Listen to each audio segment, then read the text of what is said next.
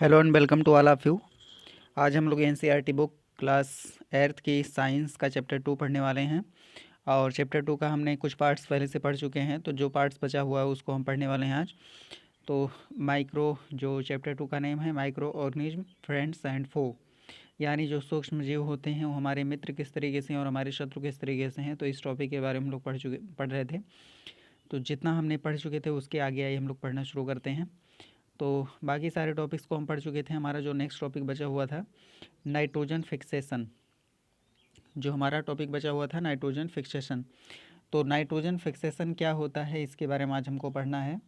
तो सबसे पहले हम इसको रीड करना शुरू करते हैं। आपने क्लास 6 में और 7th में राइजोबियम जो बैक्टीरिया है इसके बारे में आपने पढ़ा हुआ होगा। ये जो बैक्टीरिया राइजोबियम होता है इसके बारे में आपने पढ़ा हुआ होगा। तो राइजोबियम क्या होता है? राइजोबियम जो होता है एक विशेष प्रकार का जो बैक्टीरिया होता है जो कि पौधों की जड़ों में पाया जाता है। जो लेगुमिनस जो प्लांट्स होते हैं यानी फलीदार जो पौधे होते हैं उनकी जड़ों में कुछ गांठ होते हैं, उन गांठों में ये राइजोबियम पाया जाता है। और ये राइजोबियम जो एटमॉस्फेयर का नाइट्रोजन होता है उसको कंपाउंड में चेंज करके सॉइल में इसको मिला देता है। और इस तरीके से जो सॉइल होती है उसका नाइट्रोजन कंटेंट बढ़ जाता है, यानी मिट्टी में नाइट्रोजन का जो मात्रा होता है वो बढ़ जाता है। और इस तरीके से ये सॉइल की फर्टिलिटी को बढ़ाने में काम करता है। तो चलिए सबसे पहले हम इसकी रीडिंग शुरू कर देते हैं। Nitrogen fixation. तो नाइट्रोजन फिक्सेशन में हम यहाँ पे रीड करते हैं, you have learned about the bacterium rhizobium in classes 6 and 7th. It is involved in the fixation of nitrogen in leguminous plants. तो ये जो राइजोबियम बैक्टीरिया होता है जिसके बारे में आपने पिछले क्लास में पढ़ा हुआ है, ये लिग्यूमिनस प्लांट्स यानी जो फलीदार पौधे होते हैं इनको लिग्यूमिनस प्लांट्स कहते हैं। जैसे उड़द का हो गया, मटर का हो गया या भिंडी वगैरह हो गए, तो ये सारे पौधे इनको हम फलीदार पौधे कहते हैं जिसमें फल लगते हैं, फलियाँ लगती हैं।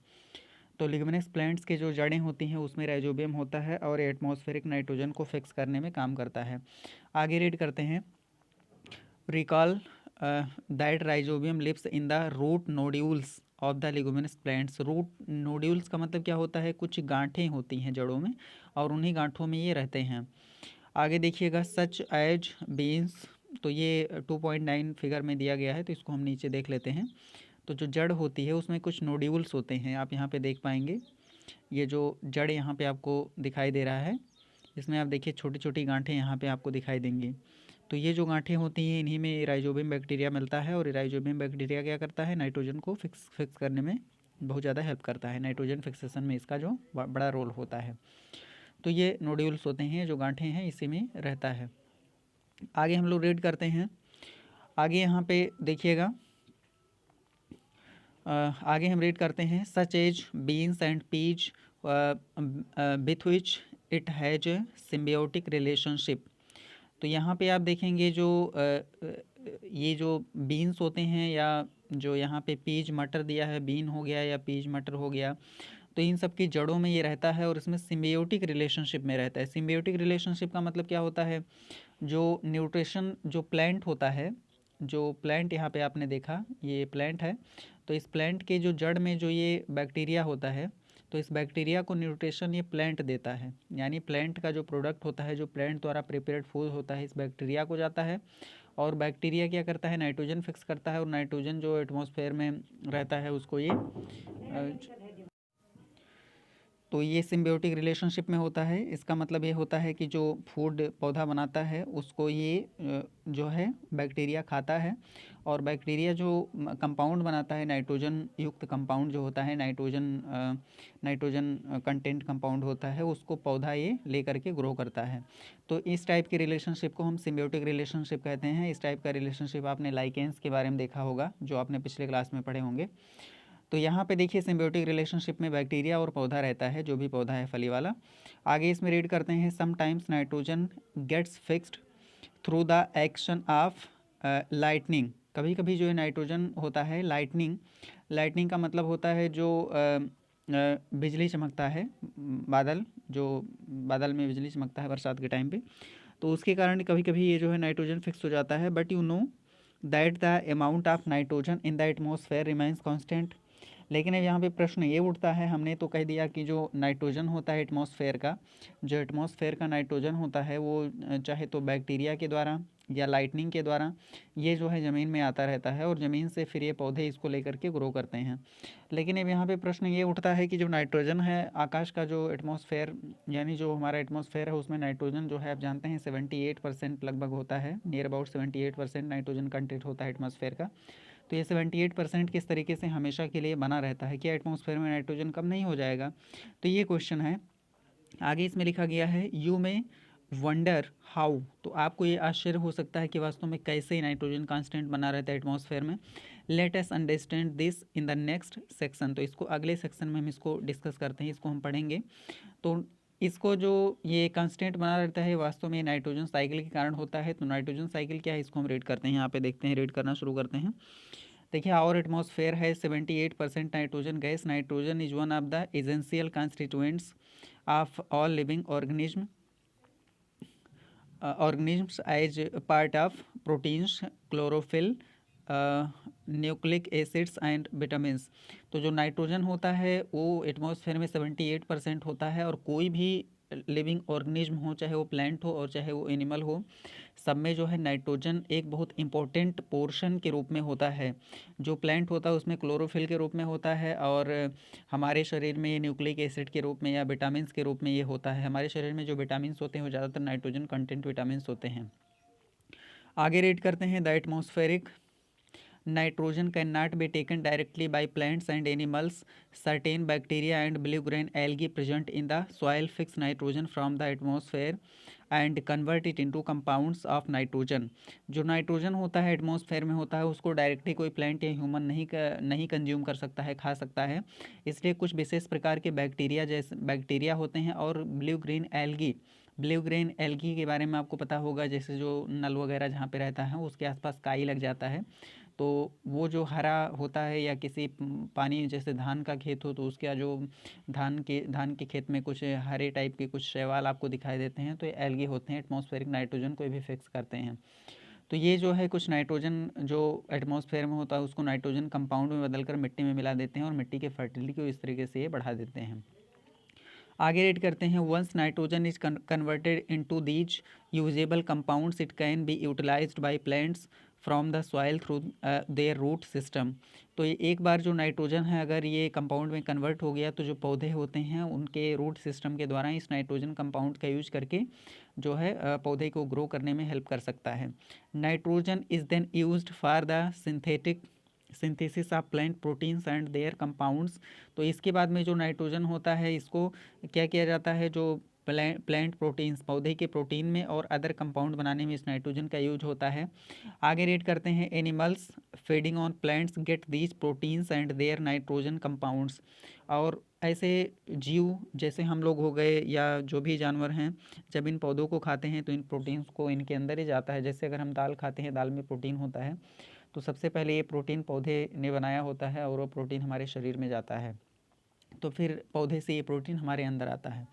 आगे रीड करते हैं, on plants and animals die bacteria and fungi present in the soil convert the nitrogenous waste into nitrogenous compounds to be used by plants again certain other bacteria convert some part of them to nitrogen gas which goes back into the atmosphere. As a result the percentage of nitrogen in the atmosphere remains more or less constant. तो यहाँ पे आपको बताया गया कि जो nitrogen का compound होता है, जब पौधा कोई पेड़ है या कोई पौधा है मर जाता है तो चाहे कुछ बैक्टीरिया या फंगी होते हैं उस पौधे को सड़ा करके जो नाइट्रोजन का कंपाउंड होता है उसको फिर से मिट्टी में मिला देते हैं और मिट्टी में मिल जाने के कारण जो कंपाउंड नाइट्रोजन के होता हैं उसको फिर से पौधे उसको ले सकते हैं। जैसे आपने पेड़ की पत्तियों या गोबर को सड़ते हुए देखा होगा तो उसमें फिर नाइट्रोजन कंपाउंड मिट्टी में मिल जाता है और फिर से पौधे उसको जो है ले लेते हैं।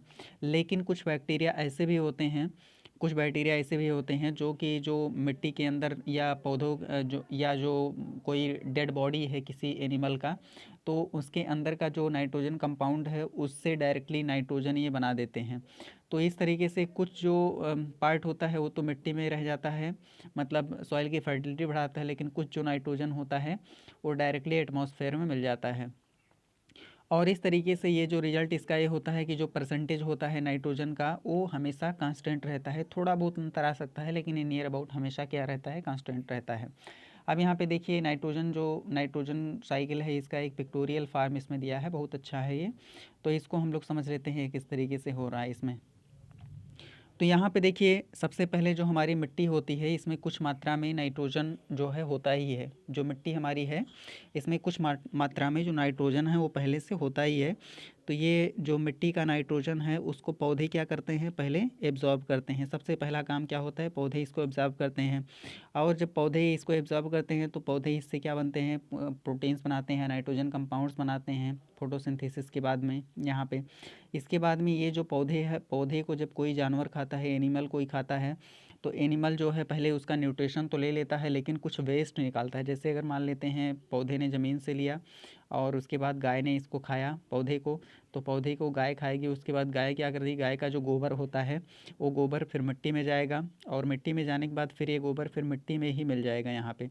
तो ये एक साइकिल तो आपका यहाँ से यहाँ तक बन रहा है, एक साइकिल आपका यहाँ से यहाँ तक बन रहा है कि किस तरीके से कोई नाइट्रोजन कंपाउंड जो होता है वो पहले मिट्टी में रहता है, फिर कोई जो है प्लांट उसको एब्जॉर्ब करता है, प्लांट यूज करता है, फिर कोई एनिमल उसको खाता है, फिर वो गोबर करता है, फिर जो है वो मिट्टी में फिर से मिल जाता है। तो एक साइकिल आपको यहाँ पे मिल रही है।